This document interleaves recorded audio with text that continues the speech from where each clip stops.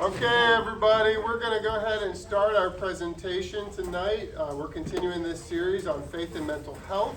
And so tonight we're talking about trauma, and we're just delighted to have Dr. Kait Brodar back with us to lead us in our presentation tonight. Let's welcome her back.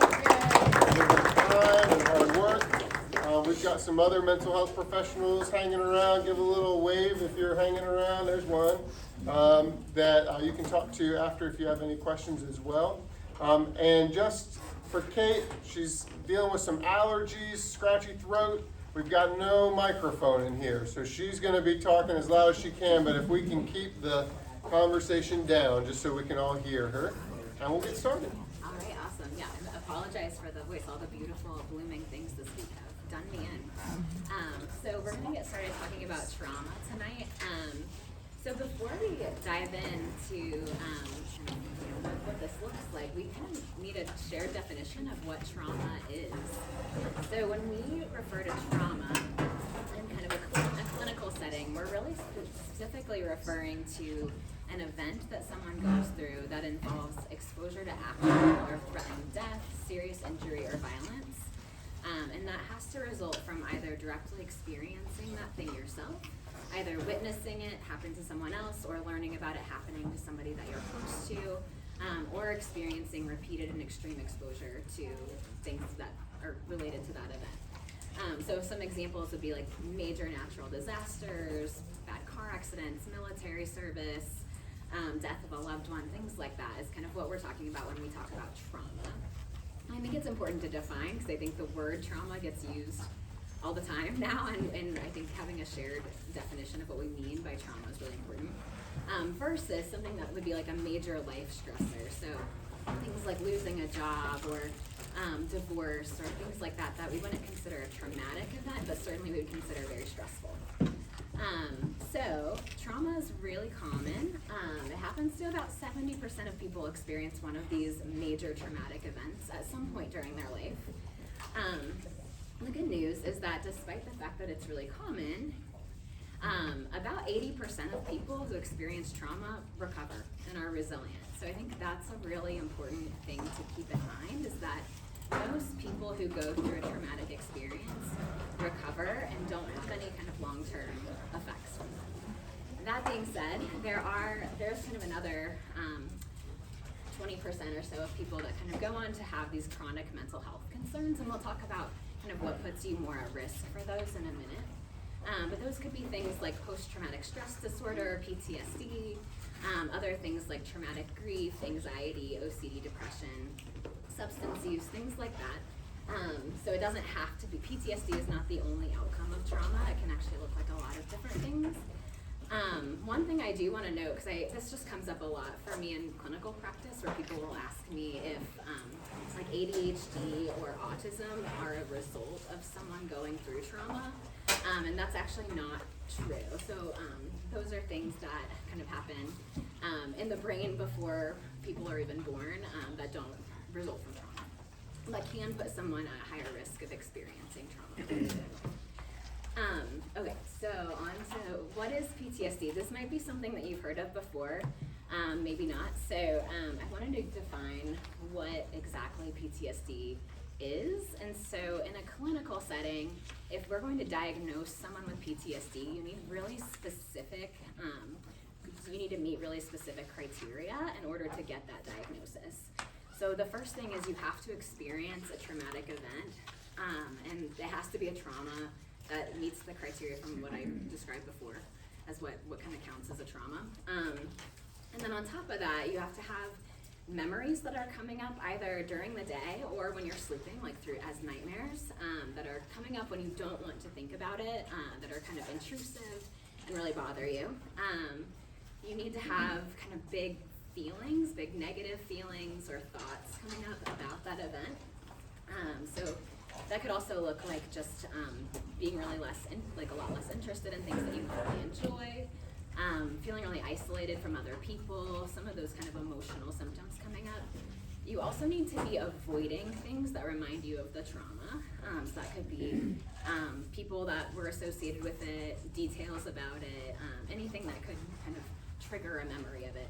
There's a lot of avoidance, and that's actually one of the things that kind of reinforces PTSD, where the more that people are avoiding reminders of what happened, the more likely they are to experience those memories coming up over and over. I think about it like if you have a beach ball and you're trying to push it under the water, eventually the harder you push it, the more likely it is to come up and hit you in the face. That's kind of how it works in PTSD too. And then the last part is this hypervigilance symptom, which is basically where people are kind of on edge all the time. They're always watching out for danger. They are, kind of looking around corners, being careful where they sit. Maybe they're just really irritable or more aggressive, things like that. So you need all of those things to have been going on for at least a month before you could qualify for a PTSD diagnosis. All right. So again, this is kind of just what that looks like, and it's a little bit tricky to see. I think everybody has the slides in front of them too, so if you want to take a look at those as we're going through, please feel free to do that. But again, just kind of avoiding what happened, those kind of big, strong feelings about it, and avoiding places, some of those other things we talked about. So move on from there. One quick note that trauma does not just affect you in terms of your mental health, it actually has a big impact on physical health as well. People who have experienced trauma are more likely to develop a number of physical health issues. It can really wreak havoc on your body's immune functioning and your nervous system. And if you have a chronic condition already, experiencing trauma can actually really make that condition flare up and make it harder to deal with.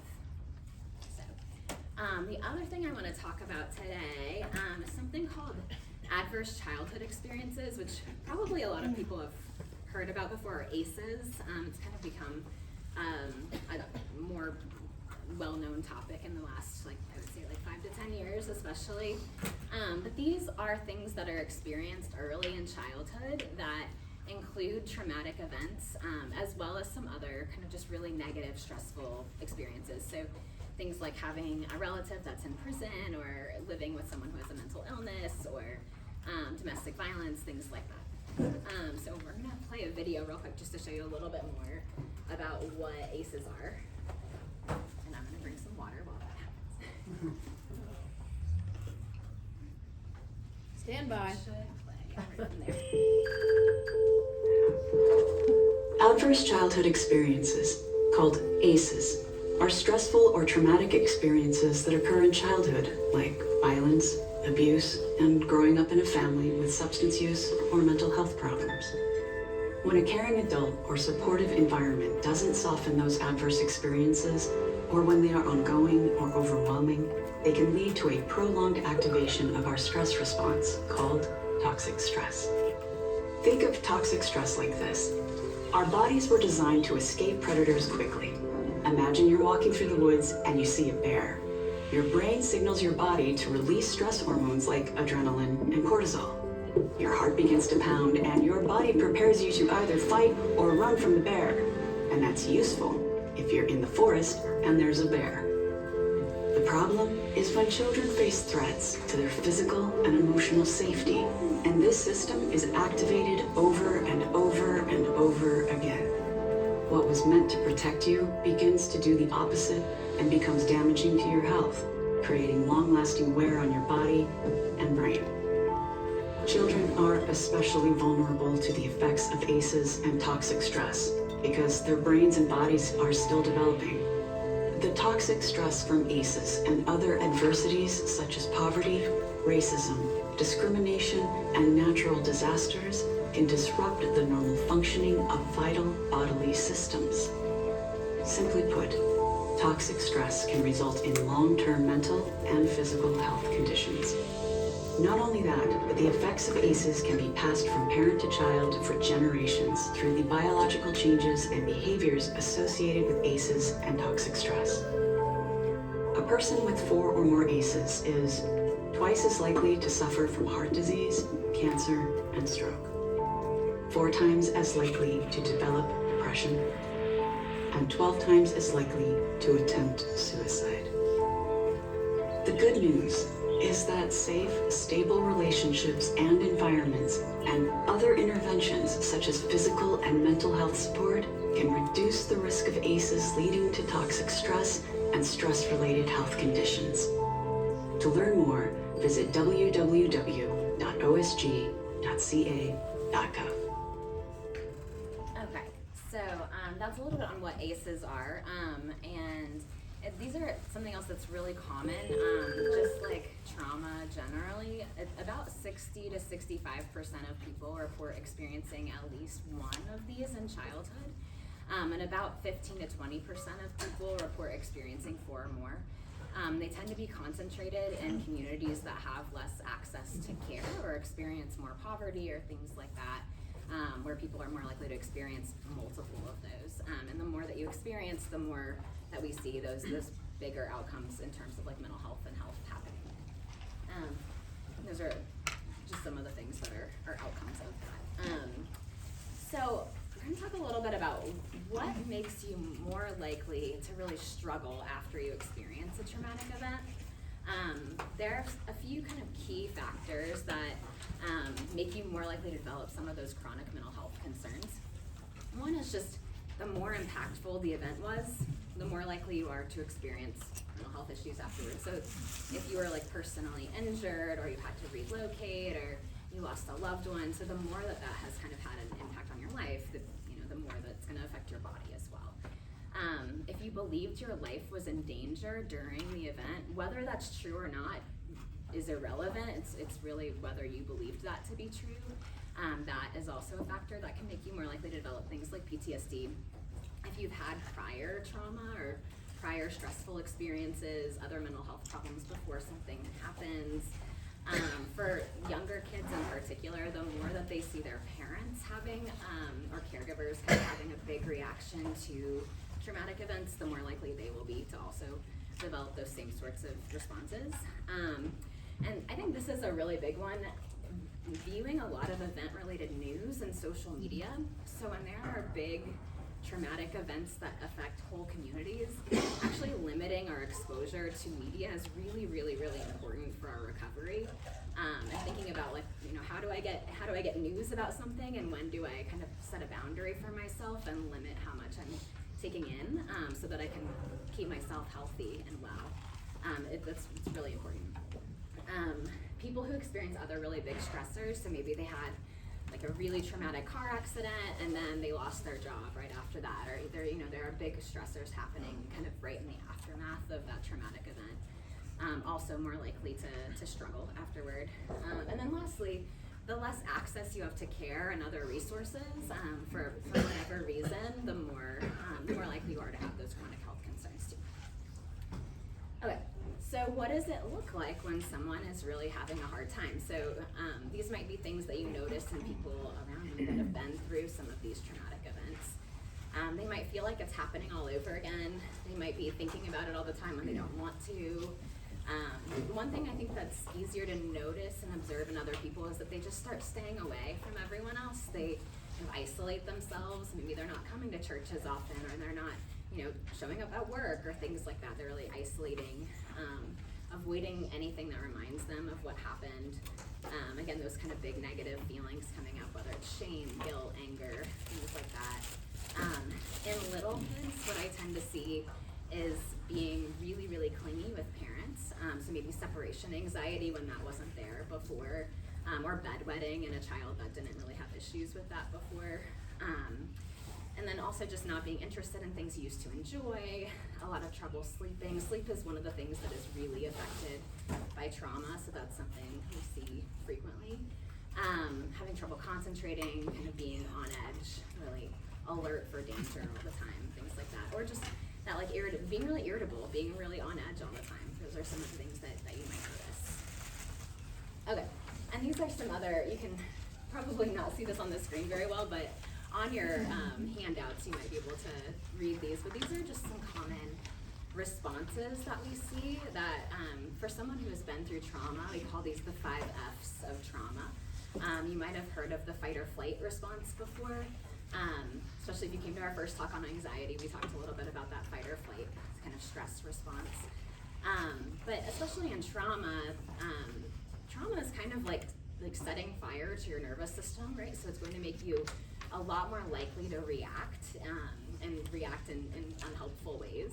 So that might be a fight response where you're irritable, you're on edge, you're arguing with people all the time, you're talking back, things like that. It might be a flight response where you're just trying to stay away from everything that feels scary or overwhelming. Maybe a freeze response where you're just kind of shutting down, not really listening, seeming to kind of space out, things like that.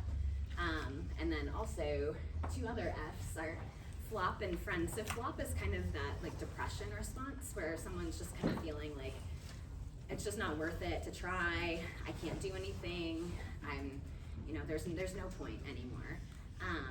Or another one that I see a lot is what we call like a friend response, where it's really kind of like looking to others for support, like kind of losing a lot of independence and feeling unable to take care of yourself, and really in relying on others in a way that's not really helpful, right? So not just looking for social support, but feeling like I can't do anything on my own at all, kind of losing that confidence in yourself.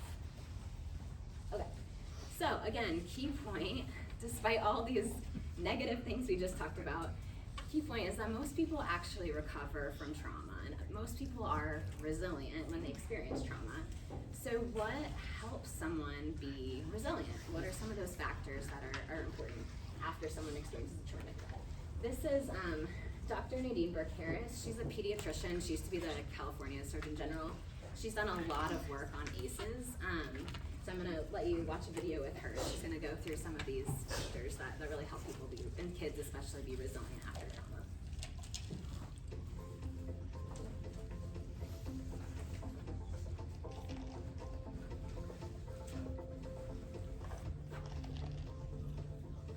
The term, the toxic stress response, actually refers to the prolonged activation of our body's stress response, the release of all those stress hormones like adrenaline and cortisol and all those things that go along with our stress response.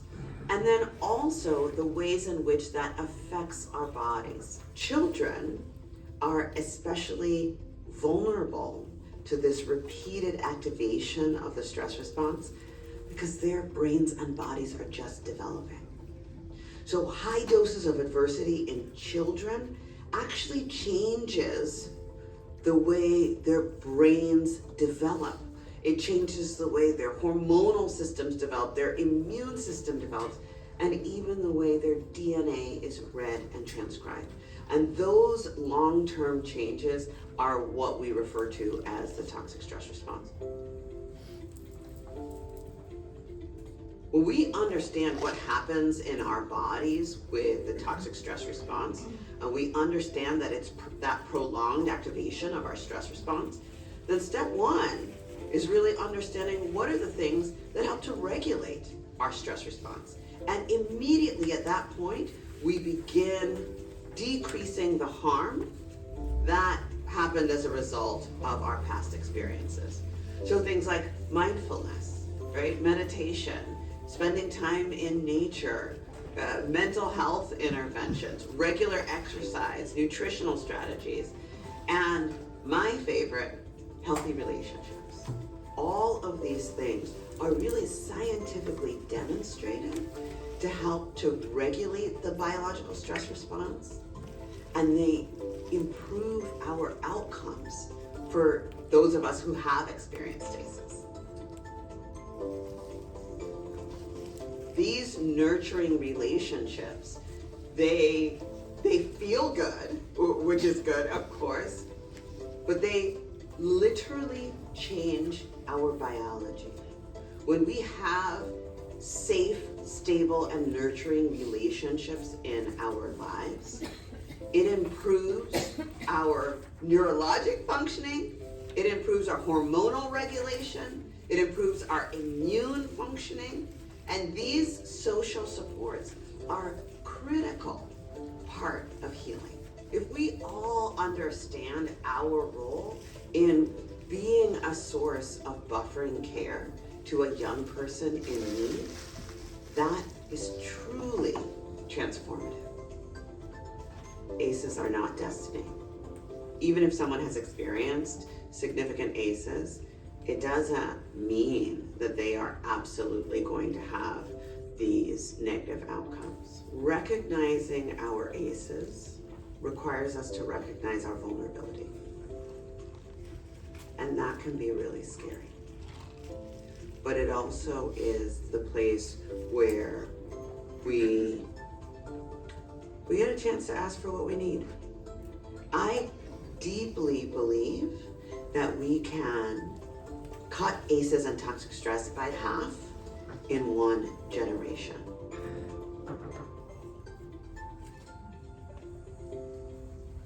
All right. So I like this video a lot because I think it's very hopeful, and I think this is something I really like working. I specialize in working with individuals who have experienced trauma. This is part of why I love doing that work, because I think there is a lot of hope in it, that someone who has experienced trauma is not permanently damaged, it's not hopeless. There is a lot that we can do to help someone recover and heal. And there are some factors that are really important. So I said before, if you've been through a traumatic experience, it's kind of like setting fire to your nervous system. And we expect that anyone who goes through any sort of trauma would probably experience some of that, feeling like you're on edge and all of that for, at least a little bit after that experience happens. But there are some things that we can do to kind of throw water on that fire and really kind of help bring that stress response back down. And social support is probably the most important one. Trauma is sort of like an inevitable part of life. Like, as a human, you're probably going to encounter stressful and traumatic things at some point. But we weren't meant to do that alone. I think we were designed to be in community with each other, and being able to have people that you can make sense of those experiences with is just really, really important. So having that social support, I think that there's a huge role for things like, mentoring and small groups, and anytime that we're kind of meeting together and forming that community, that's going to help people recover when these things happen and be resilient.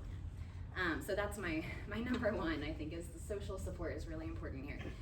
The other one is taking care of your body's physical needs. And so I put this handout on the side that I give a lot of people in my practice. This is called the PLEASE scale. So it's basically different aspects of taking care of your physical health, but making sure that if you have a physical illness, you're treating it the way that you've been told to by your doctor. Eating well, avoiding any substances that alter mood.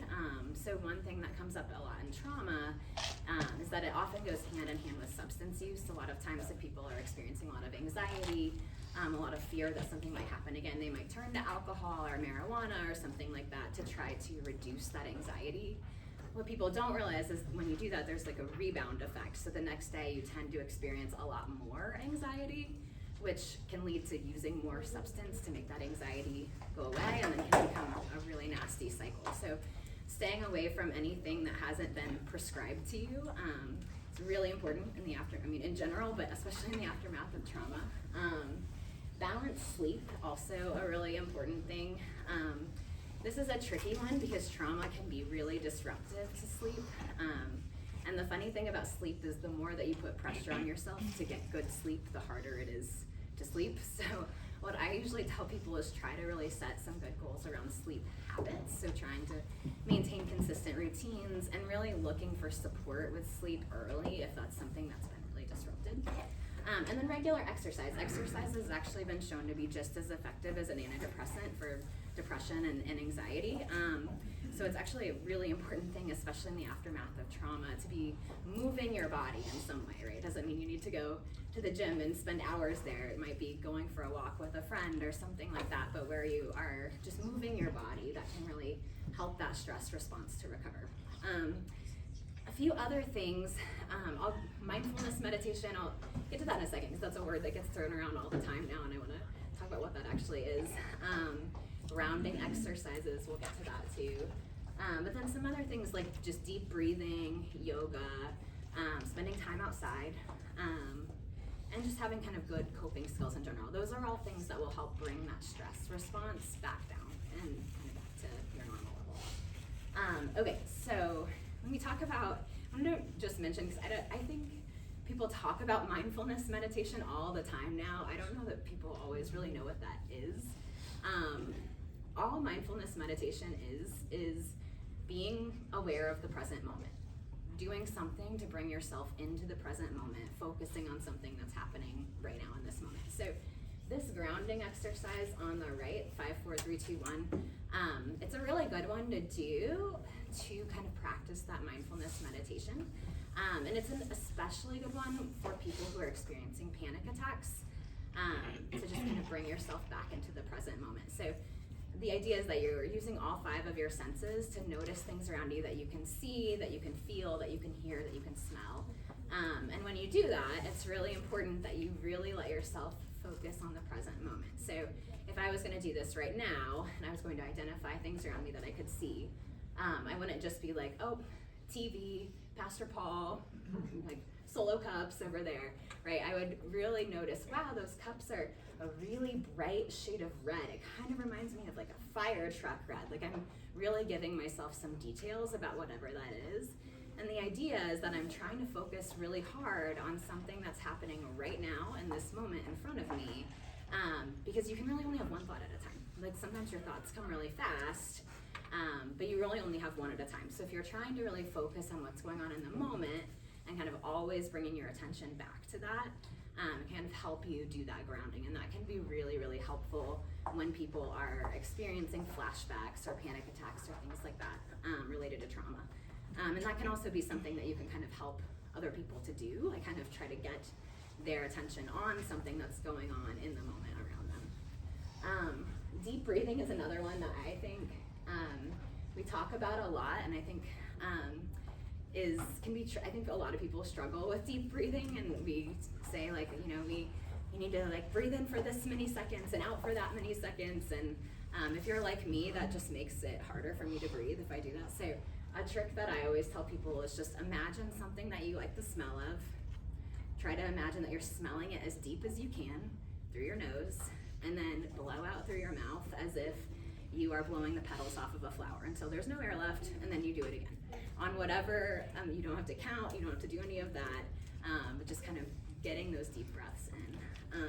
That's another one that I think is just a helpful one to help prompt other people to do too if you're around somebody who's struggling. Okay, so what if somebody needs more help? And what if some of those things that we just mentioned are not enough and someone is still really, really struggling after trauma? I want to talk a little bit about clinical interventions for PTSD specifically. And so this is specifically if someone has received a PTSD diagnosis. So when we're talking about PTSD specifically, there are certain interventions that are helpful. There are also some interventions that have actually been found to be harmful. So I think it's really important to make sure that you get access to a treatment that has research support, and that you get access to a clinician that is certified and trained in treating trauma. So for children and teenagers, the types of therapy that you would be looking for are things called trauma-focused cognitive behavioral therapy. That's what I do personally. Child-parent psychotherapy, or there's another one that is usually only delivered by people like Jen in schools, that it's called cognitive behavioral intervention for trauma in schools, and it's usually more of like a group intervention for kids. So those are kind of like the buzzwords you would want to look for and make sure that somebody is able to do, because those are the only things that have really, really good research support currently. And then just a couple notes. There are better outcomes for trauma if therapy starts within 4 months after the traumatic event happens. That doesn't mean the day after a child or adult experiences a traumatic event that they need to be rushed to therapy.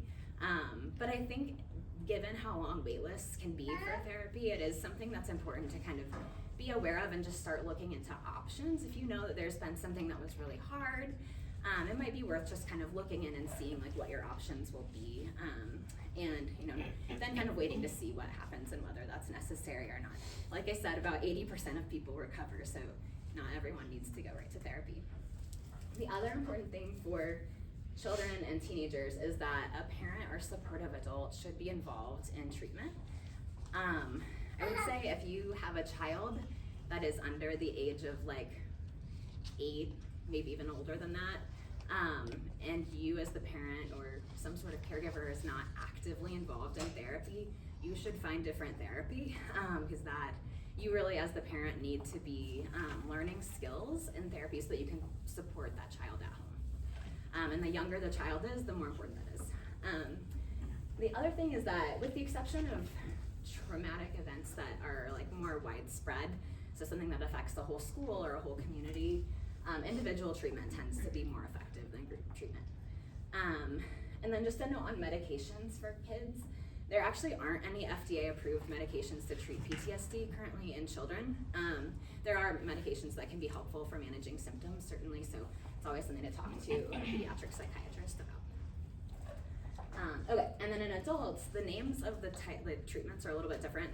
So you're looking for things called cognitive processing therapy, prolonged exposure, or EMDR, so eye movement desensitization reprocessing. I'm not going to talk through what those are, just wanted to give people the language to know if you or someone else that you know is looking for treatment, these are the types of things you want to look for. The other thing to note that I see unfortunately frequently is people who have been through trauma being prescribed things like Xanax, which have actually been shown to be harmful and actually interfere with trauma treatment. So really important to get connected with a psychiatrist who knows what they're doing, and assess kind of like medication options too. And then just in terms of when we are doing trauma treatment, what does that look like? Like, what are we actually doing when we're doing trauma treatment? Really, we are, there are kind of three key factors that are going to be universal to all these different treatment approaches. One is what we call like exposure. So basically bringing up the details about what happened in a really structured and supported way. We call that forming a trauma narrative. And going back through what happened and intentionally bringing that up with a therapist. Learning new ways of thinking about what happened. So if you have a lot of unhelpful thoughts about, that maybe involve like shame or guilt or things like that, trying to figure out ways that you can see that differently or come up with more helpful ways of thinking. And then developing just those general coping skills as well. All right, so what can you do to help if you know someone who has been through trauma? Some really important things are just active listening, like being present with someone, giving someone space. I think maybe the biggest one is asking what someone needs, not assuming what they need. When someone has been through trauma, something really scary and out of their control happened to them, and they lost that, that sense of control, right? That autonomy. And so the more that you can help someone get that sense of control back, the better. So I think rather than assuming what they're gonna need, really asking and letting that person be in charge. And really just kind of continuing to show up over time, knowing that someone might not be ready to go get treatment right away. They might not need treatment right away. Kind of like really assuming that someone is an expert on themselves and just being there to support them in whatever way they need. Another big thing is for yourself, especially if you know someone who has been through something traumatic, practicing self-care for yourself is huge, because you can't support someone in the long term if you aren't taking care of yourself. And so really being able to make sure that you're taking care of yourself so that you can continue to support others. Offering support with daily routines, really helpful, if desired. And then I would say for kids that have been through trauma, being there to provide kind of consistency and routine and boundaries. A lot of times what I see in my practice is that kids will go through something really hard, and then all of a sudden the rules at home get totally relaxed. And part of that is, everybody feels bad that this thing happened, and it was sad and it was scary, and we just like want to make everything easy and better. And unfortunately, I think that can actually feel really scary for kids because it feels very out of control. What they really need is adults who are going to show up and be consistent and empathetic and supportive, but provide that kind of consistent environment over time, even after those events happen. Okay, some of this I'll probably leave a little bit for our discussion, and you'll be able to see it better there, but these are just kind of general things that people tend to say, and some things that are a little bit more helpful to say. So rather than trying to like force someone to talk about what happened, saying things like, I'm here if you need to talk, or I see that you're in pain, I'm here for you, instead of like, this will make you stronger. Wow, this has really impacted you. So just some ideas there, which you all can kind of look at after we get through this part. I will probably also leave if you want to do the next slide, just some kind of like general communication tips. that I'll, again, kind of mostly leave for discussion in a minute, but I think some big ones here are just always leading with that empathy and validation, not pressuring someone to share about what happened to them, and not really, like making sure that you're not challenging someone's feelings. So even if you don't agree with how they feel, or they're saying they feel very guilty, trying to avoid pushing back or invalidating how someone feels, and instead just saying like, wow, it would be really hard to feel that way. It sounds like you've been through a lot. And again, we'll kind of get to that with the discussion, so we can move on for now. And then, yeah, a couple last points. Experiencing trauma does not mean someone's permanently damaged. They're not making things up. They're not seeking attention. They're not acting out. They might have trouble remembering what happened. That's a pretty common experience. They might need time and space before they're willing to talk about it or ready to get help. And most importantly, they might be doing fine. They might be doing okay. So I think a lot of times we assume someone's really, really struggling after they go through trauma, and they might be. They also might not be, so leaving space for that as well. And then there's kind of general tips on here that you all can see on the slide. One last point, I think, if you're looking for kind of a next step from here, there's something called psychological first aid that you can actually get trained in without being a mental health professional. The idea is that it equips you with a lot of knowledge and support and resources for how to help somebody who has gone through a traumatic event or is dealing with other mental health concerns. So it's something that you can look into training for, and it's something we could also kind of think about as a next step here at the church too. But we'll leave it there. Happy to take, if anybody has questions, we can do that, or we can go ahead and move to discussion. And we can Anybody have float, questions? you can ask questions as we float around too if you have anything come up. But there are some discussion questions and activities on your tables. And some of those, we'll get more to some of those slides that I skipped through quickly on the communication part. So just kind of choose someone at your table that you want to read those off and